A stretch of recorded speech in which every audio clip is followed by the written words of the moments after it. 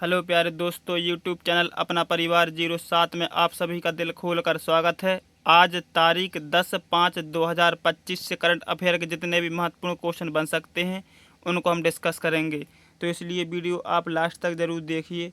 तो चलिए शुरुआत करते हैं आज के हमारे पहले क्वेश्चन से। देखिए दिया है, भारत के अंतरिक्ष कार्यक्रम के संबंध में ग्लेक्स 2025 सम्मेलन में चर्चा का मुख्य केंद्र क्या था। तो देखिए इस क्वेश्चन का ऑप्शन है इसरो के लिए वर्तमान बजट आवंटन, मंगल और शुक्र सहित भारत के भविष्य के अंतरिक्ष अन्वेषण मिशन, भारत के अंतरिक्ष उद्योग का निजीकरण, उपग्रह प्रौद्योगिकी में अंतर्राष्ट्रीय सहयोग। तो इस क्वेश्चन का जो सही जवाब होगा ऑप्शन नंबर बी, मंगल और शुक्र सहित भारत के भविष्य के अंतरिक्ष अन्वेषण मिशन।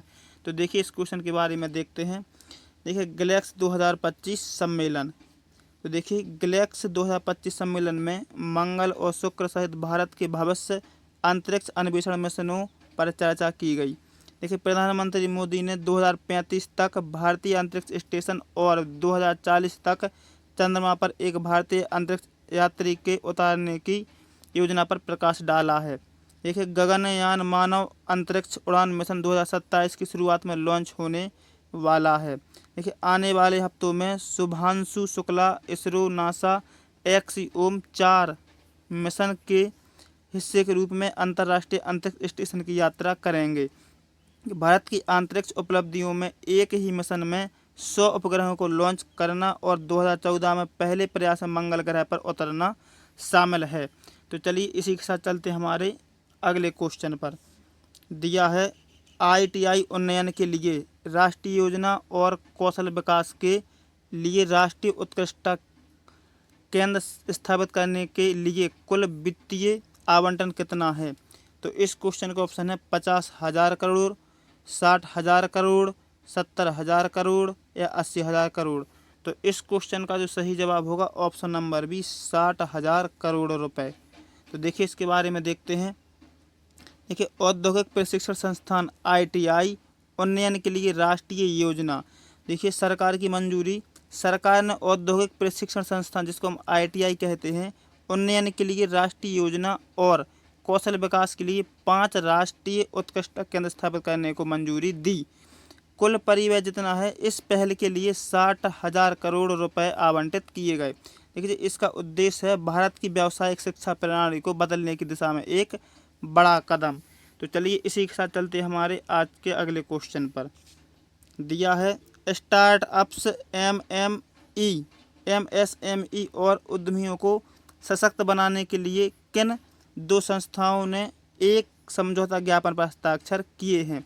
तो इस क्वेश्चन का ऑप्शन है नीति आयोग और हैफेल इंडिया, MSME मंत्रालय और हैफेल इंडिया, DPIIT और हैफेल इंडिया, इन्वेस्ट इंडिया और हैफेल इंडिया। तो इस क्वेश्चन का जो सही जवाब होगा ऑप्शन नंबर सी, DPIIT और हैफेल इंडिया। तो देखिए इसके बारे में देखते हैं। देखिए DPIIT और हैफेल इंडिया, देखिए DPIIT और हैफेल इंडिया के बीच समझौता ज्ञापन पर हस्ताक्षर किए गए। देखिए इसका उद्देश्य है स्टार्टअप्स MSME और उद्यमियों को सशक्त बनाना। देखिए जो सहायता क्षेत्र है इनक्यूबेशन, नवाचार, डिजाइन, समर्थन और बाजार पहुंच। देखिए इसके स्टेटस देख लेते हैं करंट अफेयर के। DPIIT वाणिज्य और उद्योग मंत्रालय के तहत उद्योग और आंतरिक व्यापार संवर्धन विभाग आता है। तो ठीक है, तो अगले क्वेश्चन पर चलते हैं। देखिए मई 2025 तक केंद्रीय जांच ब्यूरो CBI के वर्तमान निदेशक कौन है। तो इस क्वेश्चन का ऑप्शन है सुबोध कुमार जायसवाल, ऋषि कुमार शुक्ला, प्रवीर सूद या आलोक वर्मा। तो इस क्वेश्चन का जो सही जवाब होगा ऑप्शन नंबर सी, प्रवीर सूद। तो देखिए इनके बारे में देखते हैं। देखिए CBI निदेशक दिया हुआ है, CBI निदेशक कौन है भैया, दिया हुआ प्रवीर सूद हैं। देखिए कार्यकाल बढ़ाया गया 1 वर्ष मई 2026 तक। तो देखिए मूल कार्यकाल समाप्त जो हुआ है उनका 24 मई 2025 को होना था, बढ़ा दिया गया है। ठीक है, देखिए इसका विस्तार जो है कैबिनेट की नियुक्ति द्वारा होता है, इसको हम ACC कहते हैं। देखिए चयन समिति के जो सदस्य हैं प्रधानमंत्री नरेंद्र मोदी, भारत के मुख्य न्यायाधीश संजीव खन्ना, विपक्ष के नेता राहुल गांधी, तीनों। ठीक है, देखिए इसके बारे में और देखते हैं। सीबीआई निदेशक का कार्यकाल न्यूनतम 2 वर्ष और एक बार में 1 वर्ष तक बढ़ाया जा सकता है और अधिकतम 5 वर्ष तक। देखिए सीबीआई के कार्य क्या है? भ्रष्टाचार, आर्थिक अपराध और विशेष अपराधों को संभालने वाली भारत की प्रमुख जांच एजेंसी है। देखिए जो शासन कानूनी शासी है दिल्ली विशेष पुलिस स्थापना अधिनियम 1946। तो चलिए इसी के साथ चलते हैं हमारे अगले क्वेश्चन पर। दिया है उत्तराखंड में शहरी बुनियादी ढांचे के विकास के लिए कौन सा वित्तीय संस्थान धन प्रदान कर रहा है? तो इस क्वेश्चन के ऑप्शन है विश्व बैंक, एशियाई विकास बैंक, यूरोपीय निवेश बैंक जिसको हम EIE भी कहते हैं, अंतर्राष्ट्रीय मुद्रा कोष।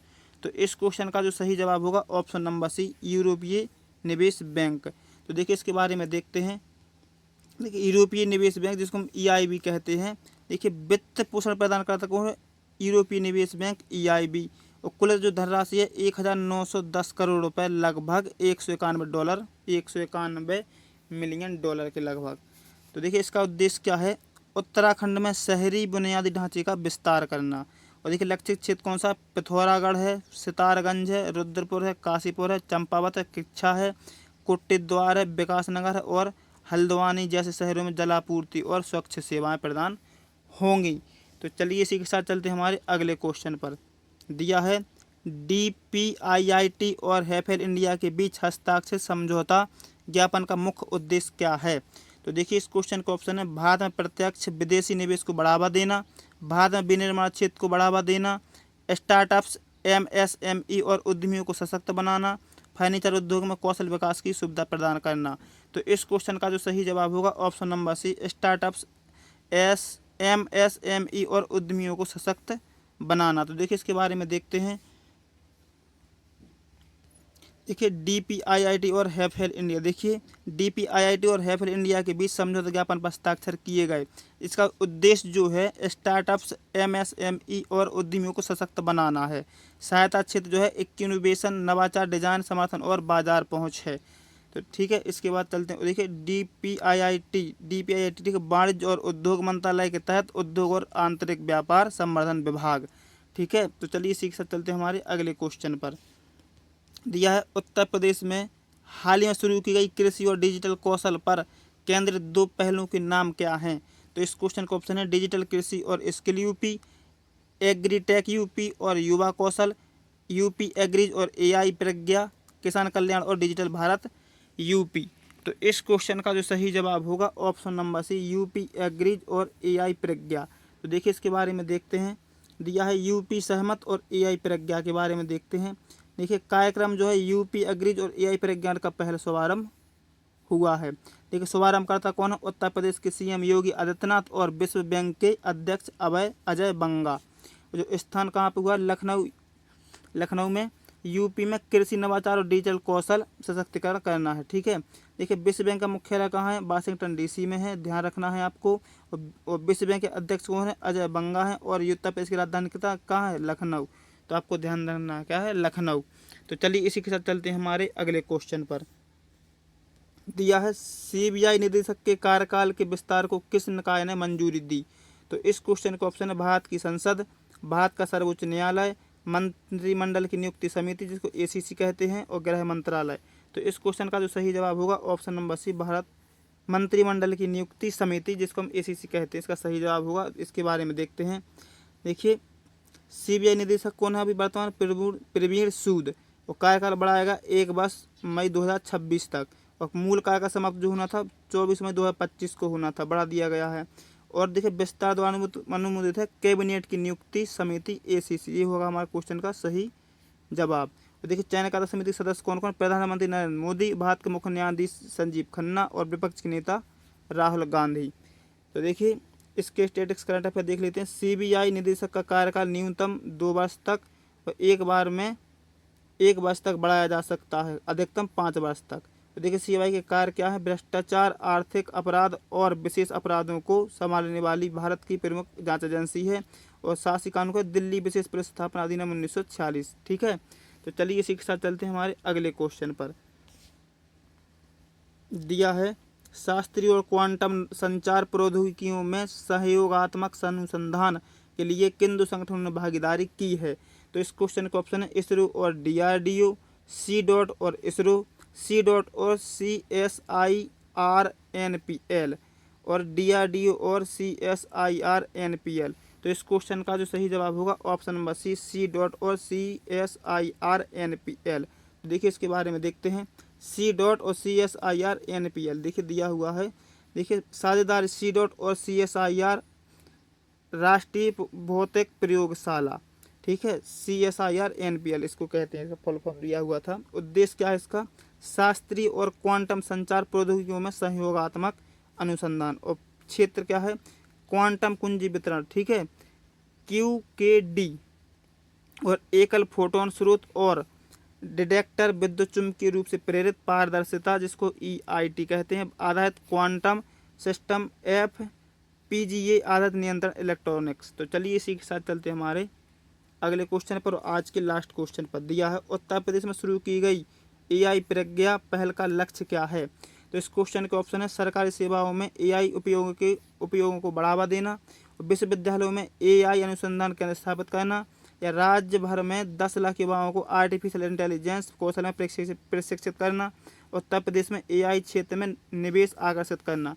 तो इस क्वेश्चन का जो सही जवाब होगा ऑप्शन नंबर सी, राज्य भर में 10 लाख युवाओं को आर्टिफिशियल इंटेलिजेंस कौशल में प्रशिक्षित करना। तो देखिए इसके बारे में देखते हैं। यूपी सहमत और AI प्रज्ञा, देखिए इसके बारे में देखते हैं। कार्यक्रम है यूपी एग्रीज और AI प्रज्ञा पहल का हुआ शुभारंभ, ठीक है। शुभारंभकर्ता कौन है? उत्तर प्रदेश के CM और योगी आदित्यनाथ और विश्व बैंक के अध्यक्ष अजय बंगा।